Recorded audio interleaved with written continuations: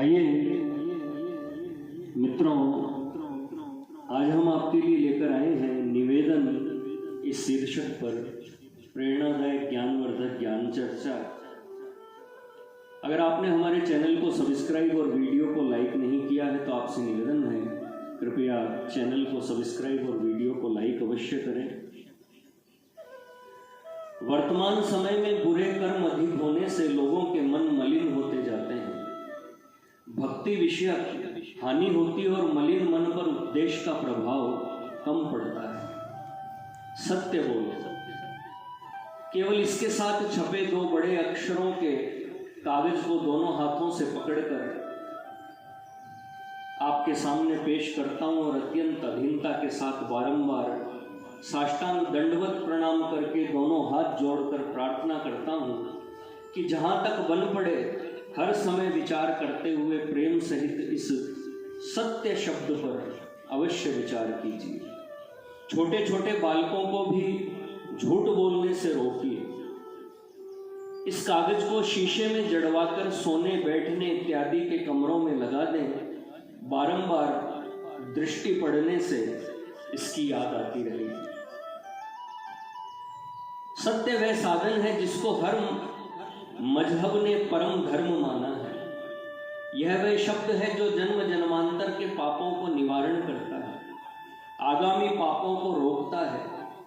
इससे सारे गुण आ जाते हैं, लोक परलोक दोनों का सुख मिलता है और कल्याण की प्राप्ति होती है। एक परमार्थ का भूखा साधु आपके दरवाजे पर खड़ा हुआ, दोनों हाथ फैलाकर आपसे सत्य बोलने की भिक्षा मांगता है और सिर को नीचा करके प्रेम सहित नेत्रों में से जल निकालकर प्रार्थना करता है कि प्यारे नारायण, आप कलयुग की लीला तो कर ही रहे हैं, परंतु शक्ति के अनुसार जितना बन पड़े थोड़ा बहुत दान मनसा वाचा कर्मणा से सत्य भाषण का इस गरीब दास को जरूर दीजिए। निराश न करना, नहीं तो इस दास के मन को बहुत दुख होगा और आपकी गृहस्थ आश्रम की नीति के विरुद्ध होगा। लाइए लाइए, बोलो नारायण नारायण नारायण नारायण नारायण। सत्य बोलो। सत्य बोलो के साथ जो व्रत बतलाए गए हैं उनको गृहस्थ आजकल प्राय शास्त्रों में लिखी हुई विधि पूर्वक नहीं करते। बहुत से भक्तजन तो जानते भी नहीं है कि इस कारण कुछ विस्तार से प्रत्येक उपवास को विधि पूर्वक लिखा जाता है। एकादशी महात्म्य में लिखा है कि दशमी के दिन एक समय भोजन करना चाहिए, एकादशी के दिन निर्जला अर्थात जल पिए बिना उपवास करना चाहिए, मौन रखना और कीर्तन करना इत्यादि बतलाया गया है। साल भर की 24 एकादशियों की विधि और फल जुदा जुदा लिखे हैं। पद्म पुराण में लिखा है कि व्रत के दिन केवल उतना ही जल पीना चाहिए जितना हाथ की हथेली के गड्ढे में आ जाए। इसका मतलब यही है कि जल भी न पिया जाए। जिस गृहस्थ से इतना न हो सके उसे फलाहार करना चाहिए। इस दास ने अपने विचार से नीचे लिखे 4 प्रकार के आहार ठीक समझे हैं। केवल जल एक बार पीना, जल का भी आहार माना गया है, परंतु बार बार जल पीने से उपवास खंडित हो जाता है। आधा सेर दूध दोपहर के बाद सूर्यास्त होने के पहले पीना चाहिए। रात्रि में कुछ नहीं खाना चाहिए। जल वाले फल जैसे मीठे नींबू, संतरा, अनार या अंगूर आदि खाना चाहिए। केला सेब आदि नहीं खाना चाहिए। इनके खाने से पेट में बोझा होता है, थोड़ा आहार ही ठीक है। दही में कुछ उबले हुए आलू मिलाकर खाने से आहार ठीक हो जाता है, परंतु सभी चीजें नहीं खानी चाहिए। इन चारों में से केवल एक ही आहार करना चाहिए। पुट्टू या सिंघाड़े की पूरियां अथवा अन्य बहुत प्रकार के भोजन बनाकर खाने से अन्न के समान पूरा आहार हो जाता है। ऐसा आहार करने से कुछ लाभ नहीं है। व्रत करने का मतलब यह है कि शरीर को कुछ कष्ट देकर इंद्रियों का दमन किया जाए। उपवास शरीर को निरोग रखने में सहायता करता है। अमावस्या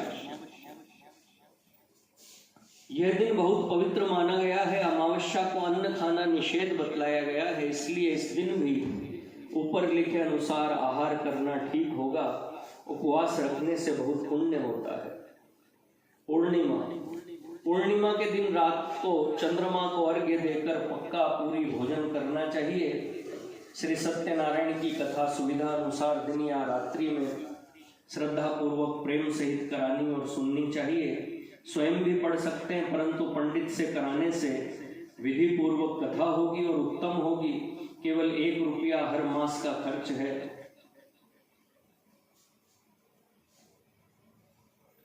पूजा प्रसाद आदि की सामग्री, कथा बाँचने वाले पंडित की भेंट, जिसको गरीब अमीर सब कर सकते हैं।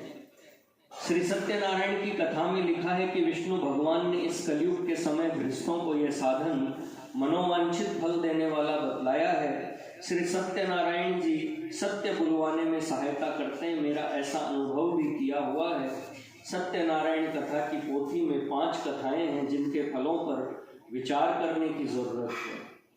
प्रार्थना, प्रत्येक स्त्री पुरुष बड़े छोटे सबको महीने में ये चारों व्रत करने चाहिए। सबसे अधिक फल निर्जल उपवास का मिलता है। गर्मी के मौसम वैशाख ज्येष्ठ में जल की इच्छा ज़्यादा होती है। उसके लिए एक साधन है कि जब जब प्यास ज़्यादा लगे तब तब सिर पर जल डालकर स्नान कर लें। रात दिन में 2-4 बार स्नान करके सिर को ठंडा रखने से प्यास कम लगती है। करने वाले के लिए कुछ मुश्किल भी नहीं है। करके बतलाओगे तभी सुख पाओगे। बोलो नारायण नारायण नारायण नारायण नारायण।